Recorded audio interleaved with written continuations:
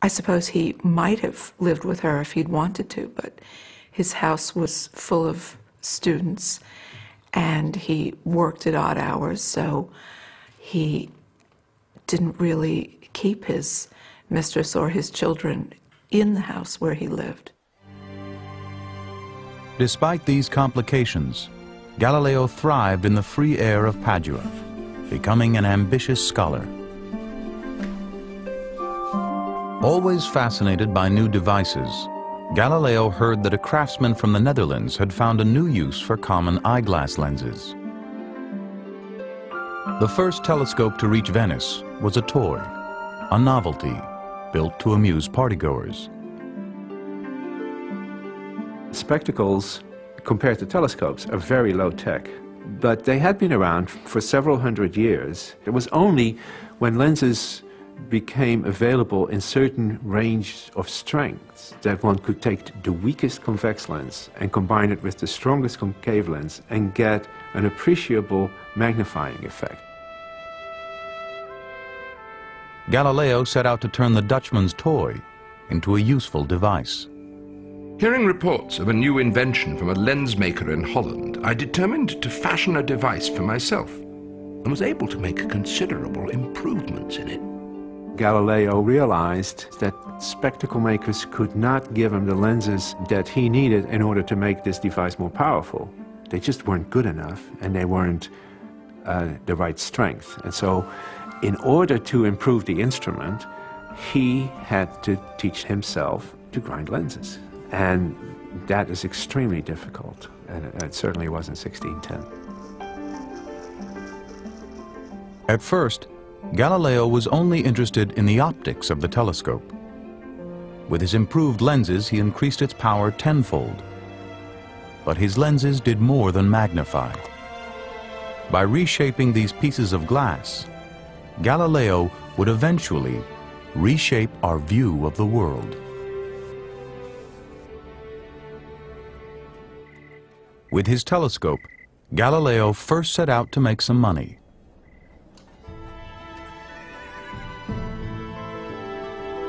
The naval arsenal of Venice was the greatest in all of Europe. What if the arsenal had a way to spot enemy ships hours before they appeared in the harbor? Wouldn't this give the Navy a distinct advantage? Installing his new device at the top of St. Mark's Tower, Galileo arranged persuasive, real-life demonstrations. Numerous gentlemen and senators more than once climbed the stairs of the highest bell towers of Venice to observe vessels so far away at sea that 2 hours and more were required before they could be seen by naked eye without my spyglass.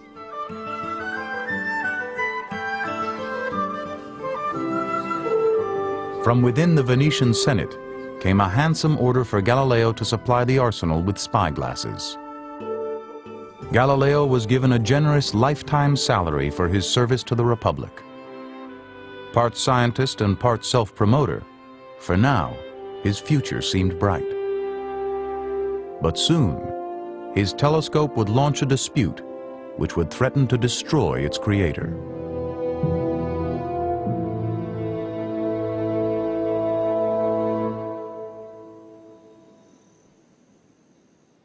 Galileo's daughter was just 9 years old on a November night in 1609. That was the evening when Galileo first pointed his new spyglass at the moon setting behind the hills of Padua and began to sketch what he observed. It was the start of 8 weeks of sleepless nights spent in his tiny courtyard, suddenly transformed into the world's premier astronomical observatory. From my observations, I've been led to the opinion that the surface of the moon is not smooth, uniform, as a great number of philosophers believe it and the other heavenly bodies to be, but is uneven, rough, and full of cavities and prominences, being not unlike the face of the earth, relieved by chains of mountains and deep valleys. The moon Galileo saw was Earth-like, and he sketched its features with Earth-like detail. If the surface of a heavenly body resembled the Earth, perhaps the heavens and Earth were not as different as everyone thought. Galileo had observed the moon through a series of phases, and he apparently made some adaptations to his instrument and began exploring the planets. Now, Jupiter was the one that was in the most favorable position for observation. It was closest to the Earth at that particular point. And when Galileo looked at Jupiter, he saw 3 very bright little stars, invisible with the naked eye, on a line with Jupiter. And he remarked on that. He had no idea what they were. I mean, he thought that, of course, they were what they used to call fixed stars. In other words, the things that we call stars. But then, since it's such a remarkable configuration, he came back to it the next night. And, well, yes, there were still 3 stars, but their relative position to Jupiter had changed. And so within a week, he realized that what we have here are moons of Jupiter. Like the moon goes around the Earth, these moons go around Jupiter, and there are 4 of them. 4 planets, never seen from the beginning of the world, right up to our present day. These wandering little stars make their journeys around the planet Jupiter with a marvelous speed and with mutually different motions, like children of the same family. In a little more than a week, Galileo had found the first new astronomical bodies to be discovered since ancient times. This discovery clashed with the common belief that the heavens revolved around the Earth alone. Eventually, it would bring him head-to-head with church dogma. But for now, Galileo was exuberant. He rushed into print because he knew he could get scooped. If we date the discovery from the first observation of Jupiter's satellites until he realized they were moons, January the 7th to January the 15th, he was in print by March the 12th. The book was out. Sidereus Nuncius, the Starry Messenger, was an enthusiastic announcement of telescopic astronomy. The first printing sold out within days, and news spread across Europe of Galileo and his amazing telescope. Galileo became an advocate for his new astronomy and for scientific observation. But as his fame spread, so did his reputation for arrogance.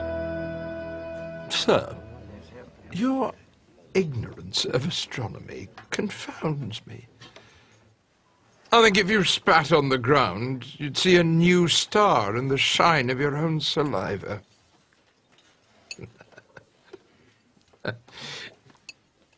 Well, as for you, my lord, I'm astonished that you persist in trying to prove something to me with the testimony of expert witnesses that I can perfectly well find out for myself with a simple experiment. Witnesses are useful, of course, in difficult matters in the past. I mean, a judge might, for example, call a witness to establish whether Luigi stabbed Giovanni, but he's not going to call a witness to establish that Giovanni was stabbed at all because he's got the wound in front of him. Do you see?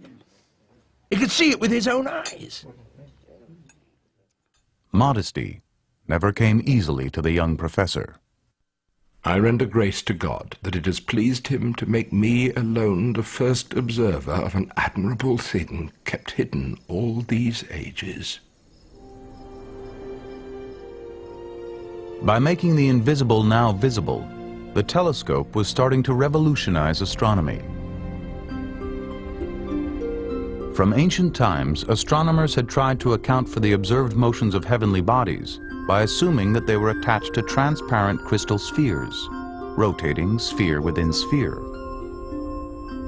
The Greek astronomer Ptolemy worked out the system in great detail to explain the motions of the sun, the moon, the stars, and the planets, all that could be seen with the naked eye. At the center of Ptolemy's intricate system sat the Earth, solid and unmoving. The Ptolemaic system was filled with ingenious geometrical devices. It made it possible for people to compute where the planets were to be, and this was useful, let us say, for astrology. It was useful if you just wanted to keep track of where things were in the sky. But it wasn't perfect. 60 years before the telescope, a Polish clergyman, Nicholas Copernicus, noticed that the calculations needed to predict the positions of the planets in the sky would be simplified if he assumed that the Sun, rather than the Earth, were at the center of the universe.